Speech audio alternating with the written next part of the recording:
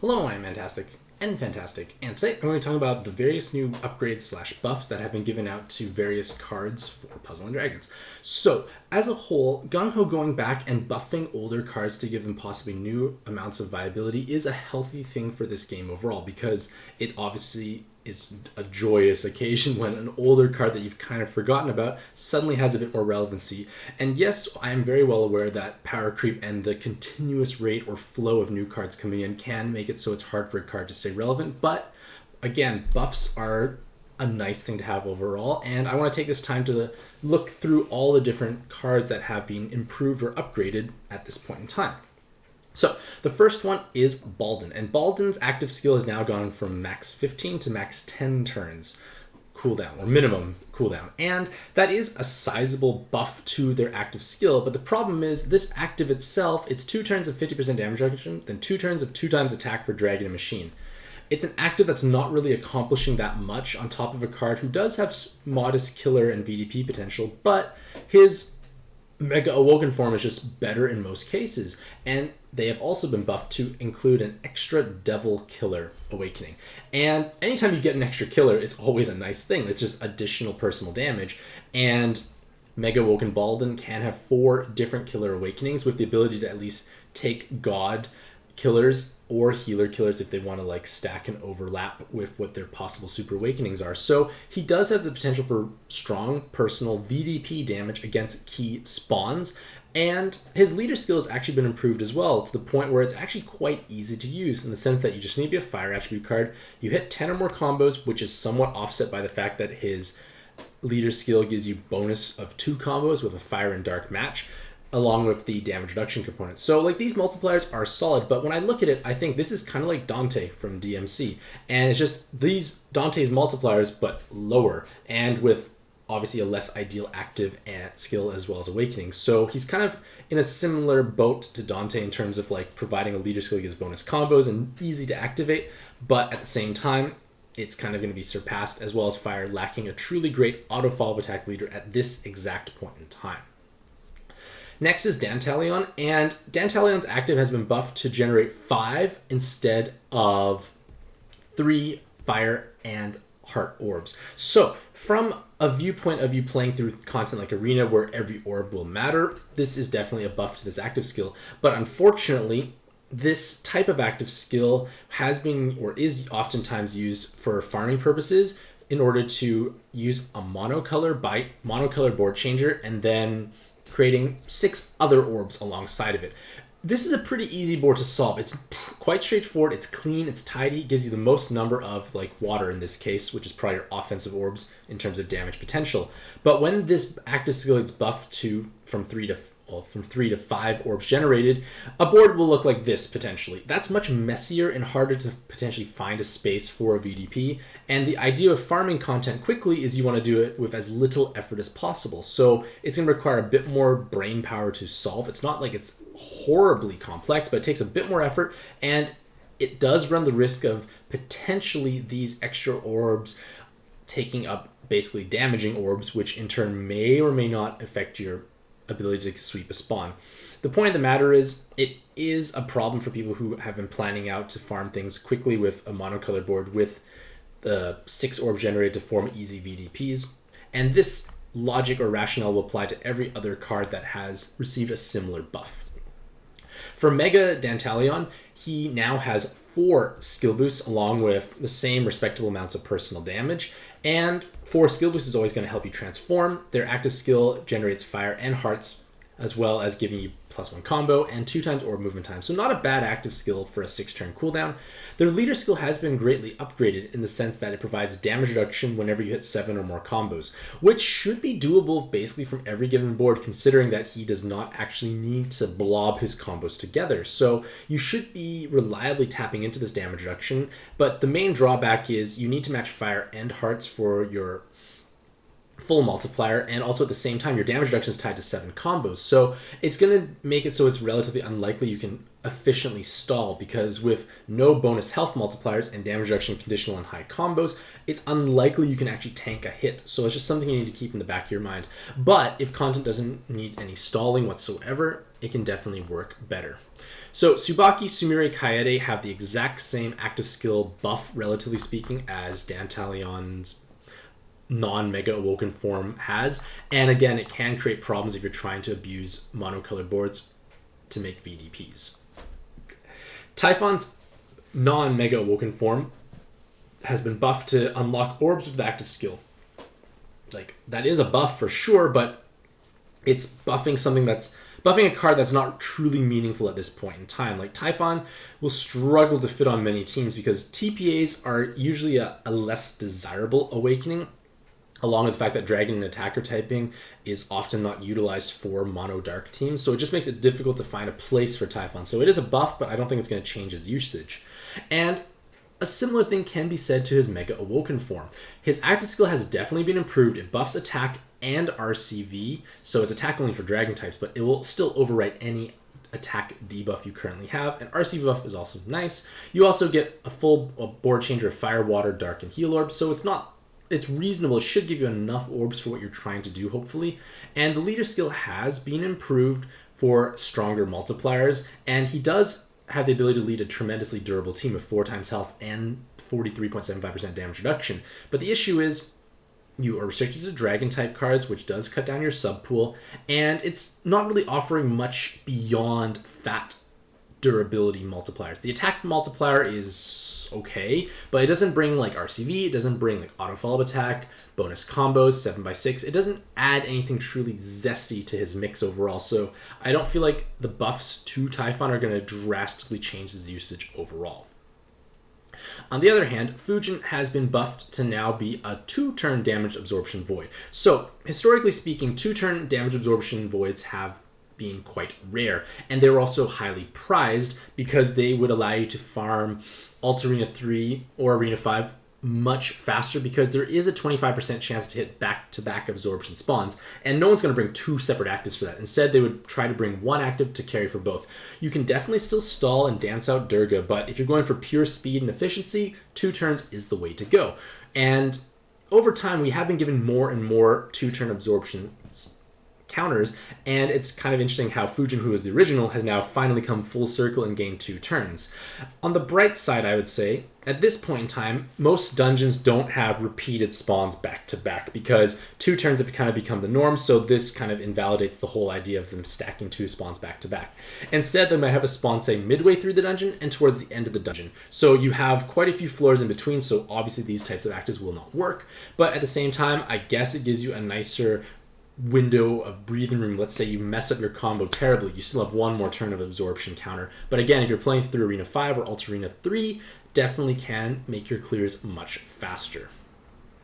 Next is Pieman, and Pieman has that same active skill in the sense that it creates 5 and 5 instead of 3 and 3, but for their awakenings, they're actually reasonable overall when I really think about it. They've got super blind resist, they've got a cloud resist, they have 2 skill boosts, and a haste, so 3 effective skill boosts, along with passive damage. Not a bad mono light sub overall, but of course the main issue I feel is that it will compete against something like Diao Chan, who has super blind and a much shorter base cooldown, along with more utility through their active skill as well. So like, I think it's a reasonable card, but at the same time, it's a Paimon that you have to kind of lock into that evolution, so it's not as appealing in my opinion.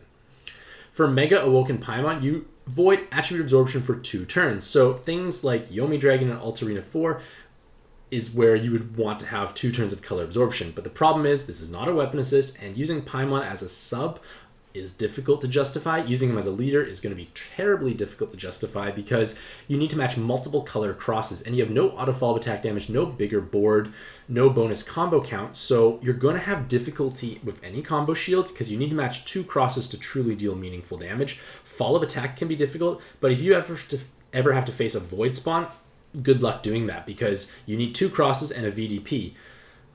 It is possible to squeeze them in, possibly, maybe not, I don't know. The point of the matter is it's just an ugly situation overall. It doesn't work. I remember playing with Paimon long time ago when it first came out, and those were the biggest problems I had, and these changes don't address that. Yes, he does have higher amounts of damage reduction, but again, the issue is you can't overcome Void and resolve spawns, which are incredibly common at this point in time.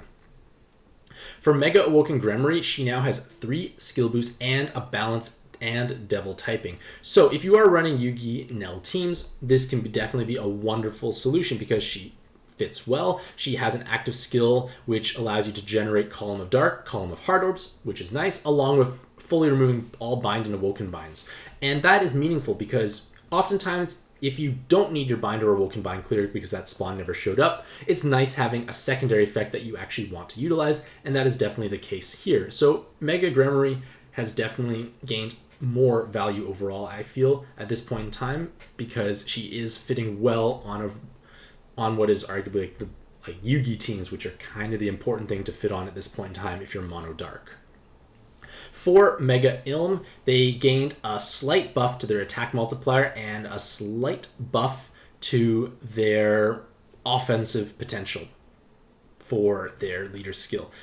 The main drawback is their leader skill is kind of like Typhon. You have a durable team with high amounts of effective health, but you are restricted to devils only. And again, it's not bringing anything truly magical to the game, so to speak, in my opinion. Like, there's no extra mechanics tied into this leader skill to make your life a little bit easier when facing all these difficult spawns. So the leader skill buff is definitely appreciated, but at the same time, it's not going to necessarily change too many people's lives, I feel. In terms of the active skill, it is a buff, but again, it might only be used for like farming builds where you need to have a bicolor plus a burst, and having them both in your same active skill can definitely be meaningful. For Sinhua, I don't know how to say their name, the purple for gentleman, for lady. I forgot they existed, and their buff allows their active skills to remove locked orbs. I don't think this changes anything whatsoever for their kit. Like, they are technically a system still. They always have been. I guess it gives them a bit more flexibility in removing locked orbs, but this is not something that's going to work out. By comparison, if you're going to spend some monster points, Shiva Dragon is much more appealing now because their active skill still provides you with 2 turns of haste, as well as providing you with a column of fire orbs. So that alone was reasonable because it made him a 6 effective skill boost card, but now he can fully remove all bind and awoken binds. So now you have a 6 effective skill boost card with full bind and awoken bind clearing and the ability to generate extra fire orbs. Solid transforming sub for any mono fire team. It's going to be appreciated, and the fact that it brings another layer of utility does give Shiva Dragon a bit of an extra edge at this point in time compared to his other monster point cousins. For Neptune Dragon, his buff is changing his max skill level down to 13 turns. So with 13 turns instead of 16 turns, this becomes much better for transforming because Neptune Dragon brings 6 effective skill boosts, but when it was a 16 turn cooldown, it was quite difficult to actually have it ready in time because most transforming cards want to hit, say, 18 skill boosts, maybe 20 for certain cases, but most are 18 at this point in time. And if you are relying on a delay, let's say that had a 14 or 15 turn cooldown, Neptune Dragon wouldn't work. But with this buff, you can definitely utilize Neptune Dragon much more easily, which in turn can make it so you can hasten up either your other delays or other hastes, or just make your life easier in general, and also giving you a chance to utilize this active skill for orb generation on a more regular basis. Solid buff all around. If you play Yomi or Norza teams and you're struggling to find skill boosts, Neptune Dragon can be a farmable solution for you. Next is Odin Dragon, and Odin Dragon's active skill has been buffed from 9 to 7 turns. His active skill provides you a full awoken bind clear, as well as a column of hard orbs and a single turn of haste. There's not too much to be said about this buff, except for the fact that it's useful. Like, it's simple, but effective. It's a useful active skill that you want to have as often as possible, or just bringing down the cooldown means you can access the inherit as well. Just always having cooldown buffs like that is meaningful. For Raw Dragon, unfortunately, he doesn't keep up with the other monster point dragons at this point in time, which is kind of ironic, because at one point he was considered the best, but his active skill now adds +1 combo for 5 turns. So I don't feel like that +1 combo is really going to change that much overall. If his cooldown got reduced or he added, like, say, a orb generation or board changer in a dream world, it would have been much more meaningful, because right now Raw Dragon can function as a rainbow solution for various teams because of his multiple different typings, as well as the fact that he brings 6 effective skill boosts and guard break, which is useful against high defense, low HP spawns. So Raw Dragon still definitely is a possible solution, but I'm just kind of a little sad that his buff wasn't as large as the other monster point dragons, I feel. In terms of Yomi Dragon, her active skill has been changed from 9 turns to 7 turns. So again, active skill buffs are nice, and in theory you can system Yomi Dragons with 4 of them. I'm not quite sure where that would truly be applicable, but I guess it is a possibility. But the main issue of Yomi Dragon is they have no effective health. Their attack multiplier is based on 5 orb 1 enhance, which is a truly awkward mechanic at this point in time because you have to match exactly 5 orbs and one of them has to be enhanced. So like VDPs or like Rose and other things like that can't be truly capitalized upon. Christmas Ilmina receives a massive upgrade to her active skill. It deals a larger amount of true damage, but it fully recovers it fully reduces all unable to match orb effects by 99 turns, and then changes the board to the same tri-elemental board changer. So you now have a way to remove unable to match orb effects, which is always meaningful, but it comes alongside of a powerful board changer, which means that if the spawn did not appear, you have a nice kill board at the ready.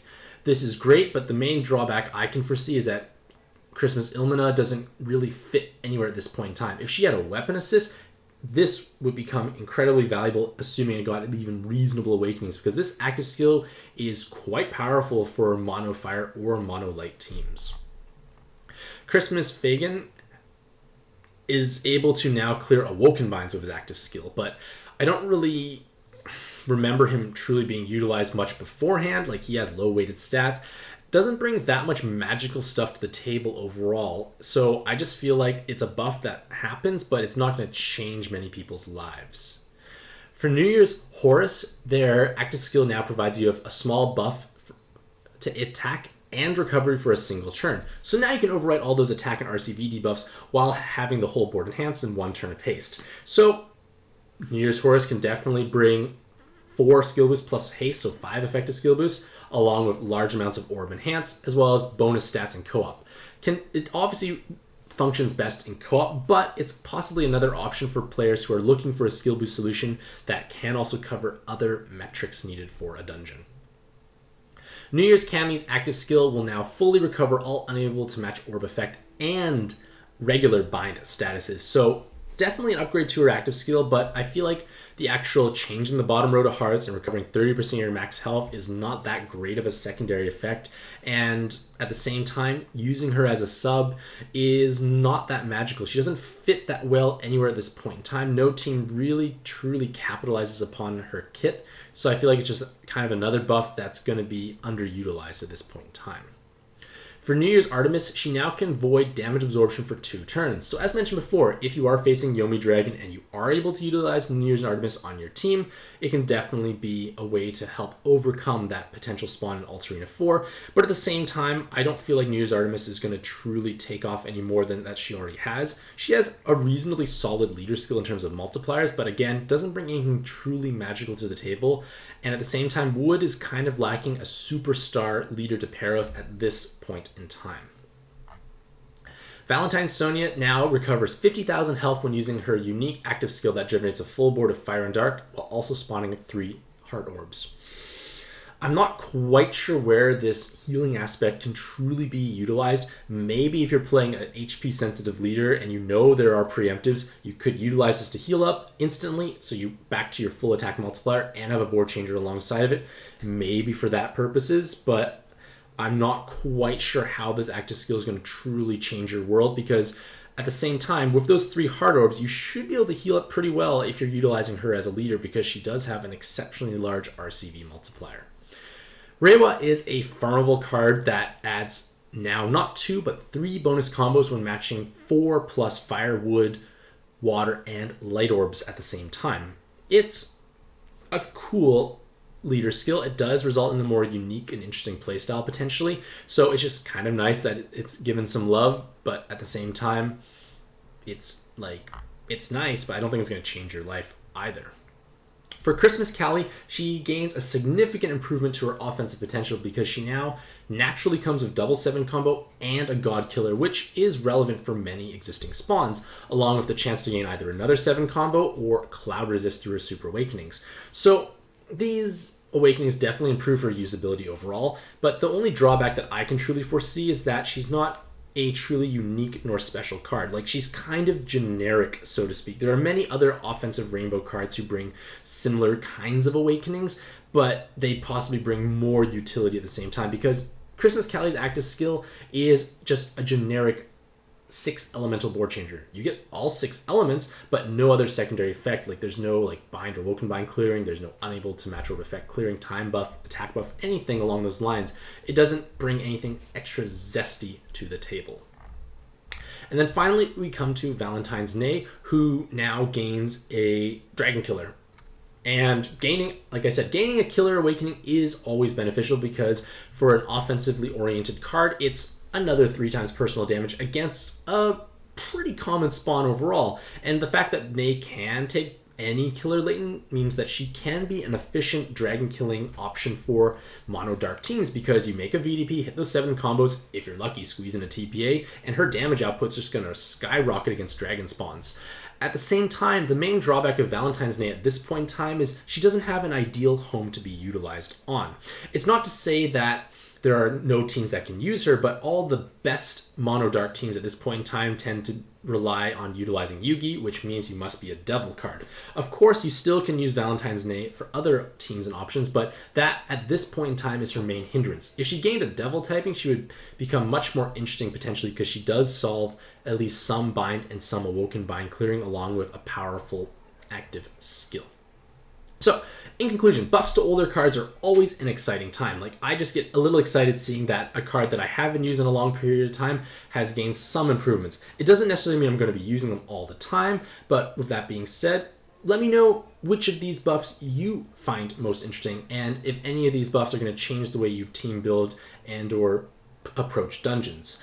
Either way, hopefully you have a fantastic day. I wish you all the best luck in your own pad adventures, and happy puzzling.